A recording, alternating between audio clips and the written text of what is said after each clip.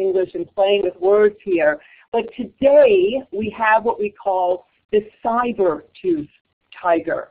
We have created this world for ourselves where that same reaction, and as I think Mary put down, it's the central nervous system, you're right, that same reaction is occurring where we are, just like the saber-tooth tiger where we reacted once in a while, we are reacting every couple of seconds, just like we did to the threat, and we are holding down that adrenaline button all the time, and it is a bit addictive, and it is toxic.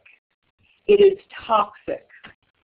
And as Dr. John Medina said, he said, we are running new software on ancient hardware because we were wired differently. The world has changed, and our bodies and our brains sort of haven't caught up. But there's every opportunity to be able to fix this. So I'm not going to go into a whole neuroscience thing, but just it's so important to pause and go, you know what, that's what's really happening here. Because remember, the problems are my mind is trying to digest and process a million decisions. My attention is being taken at the same time, and it's wearing me out.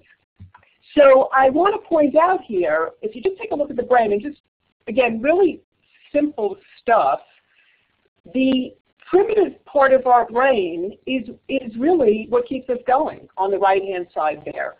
It's been around for years. It saved us from the saber-toothed tigers, and you can see all the things that are associated with it. The front of the brain, the prefrontal cortex, is a small part of the brain. It's very fragile. It's fragile to its environment.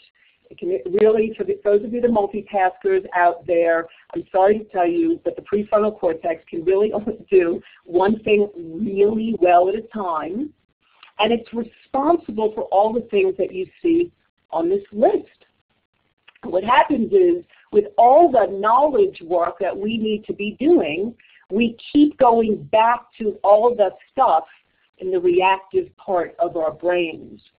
I want to share with you some research. I also want to tell you, in the solutions that we've been working on at Franklin Covey, we have partnered, because of these types of problems, we have partnered with 10 to 15 different brain researchers and scientists to help us figure out some of the solutions to this, blended with, as somebody is saying, some of the Covey principles